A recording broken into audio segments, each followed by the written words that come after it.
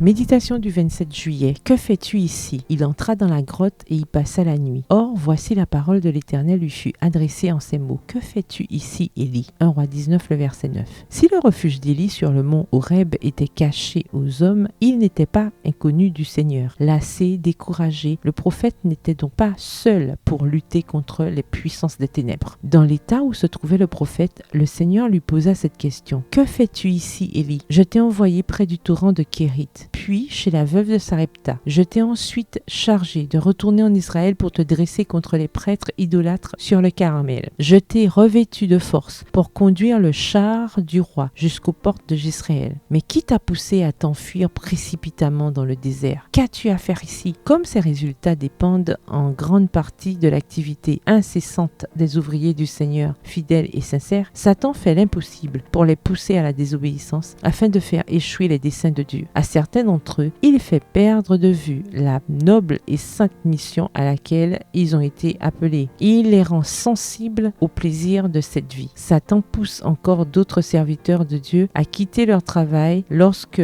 le découragement s'empare d'eux à la suite de l'opposition ou de la persécution. À tout enfant de Dieu dont la voix a été réduite au silence par l'ennemi de nos âmes, Dieu pose cette question. Que fais-tu ici? Je t'ai ordonné d'aller dans le monde entier, prêcher l'évangile et préparer un peuple pour le jour du Seigneur. Pourquoi es-tu ici? Aux familles comme aux individus, cette question est posée. Que fais-tu ici? Dans de nombreuses églises se trouvent des familles très éclairées sur les vérités évangéliques. Elles pourraient élargir leur sphère d'influence en se rendant dans des endroits qui ont besoin du ministère qu'elles sont capables d'assumer. Dieu appelle ces familles à se rendre là où règnent les ténèbres. Il les engage à travailler avec sagesse et persévérance en faveur de ceux qui vivent dans la nuit spirituelle. Séduits par les avantages qu'offre le monde, par la recherche scientifique, les hommes veulent bien se risquer dans des régions pestilentielles et subir des privations et des souffrances. Mais où sont ceux qui désirent en faire autant pour la joie de parler du Sauveur à leurs semblables? Texte tiré du livre Prophètes et Rois au chapitre 13 aux pages 115 à 119. Bonne soirée, que l'Éternel vous bénisse.